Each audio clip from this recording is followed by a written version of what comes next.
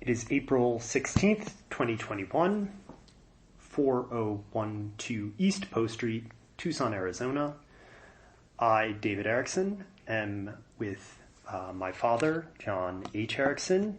We're looking at an oral history agreement to conduct an interview with him and to transfer some copyright with some retained for his own use. I am handing him a pen to sign.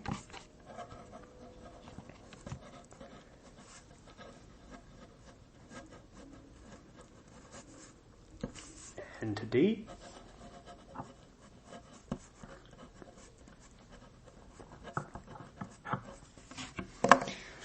So yesterday we talked a lot about growing up in Minnesota and going to college and deciding on graduate school. I'm wondering if there are things we didn't cover about any of that time frame that you might want to say a little bit about. I was thinking particularly about when you were in Minnesota, what your favorite holiday was, for example. My goodness, in the florist business and in commercial flower growing, you don't really have a favorite holiday because I worked all the holidays. That is, Christmas to the lead up was spent delivering flowers and arrangements, and so also Easter, so also Mother's Day. So also there were a lot of things going on in the spring. And of course, by the way, there were also funerals and so on. So I helped out in these areas.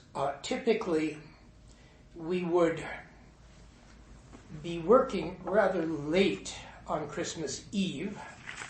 On Christmas Eve, we would be at my grandmother's house while she was still alive, or having lutefisk or something like that for dinner. And then on Christmas Day, Christmas Eve after that, it would be about midnight or more, we would be at our house on 13th Street to open presents and so on and to see what had arrived. And then the next day we would go to church and eat dinner at midday with, typically we were not at our house, we would go to, there were like maybe four families that got together, the same ones each year, Frank and Bernice Roberts, and they were typically on Christmas Day because, and there were a couple additional people that would be involved, because they knew that we had been busy working.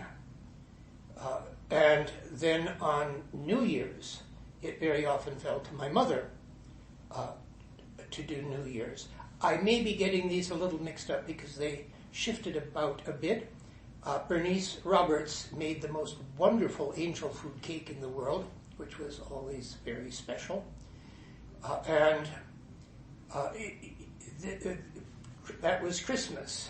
Easter was church services during Holy Week, and also delivery of flowers up until the last minute, and then interspersed with this, depending on the year and the season, is when my father was starting to grow one or another of the next cycle of flowers and plants. These were the holidays that people are usually concerned about. Thanksgiving was another one of the ones that was shifted off among several families, so we would very often have on the day itself quite a few people, or we would be eating with quite a few people, not always at our house. And at Thanksgiving, what did you typically eat? Turkey, about the same as everyone. I don't recall anything special. It was just an American Thanksgiving. The At Christmas, do you have any presents that you got that you remember extremely well? I remember getting to our house from my grandmother's, and my father had set up a very nice electric train set going around the Christmas tree. Underneath it, and eventually we put that onto a large plywood and 2x4 arrangement, and started adding little bits of decoration and more tracks and stuff. That was down in the basement on a table, and we played with that until, as happens, you get tired of trains, or I can't remember finally what happened to it. Of holidays, that really is basically it. For the 4th of July, that was one day that was possible to celebrate in some way if we were there and going out for a picnic with 3 or 4 other families. Labor Day weekend was when people were going back to school or getting ready for school.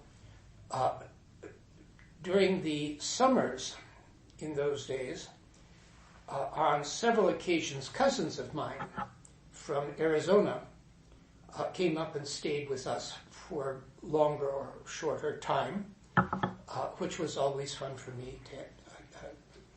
The Grace Margaret and Jane Ellen Wise and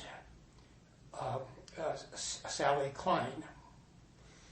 And in the house, usually, if there weren't people visiting, it was you, your father, your brother, and your mother. Just day to day. Correct.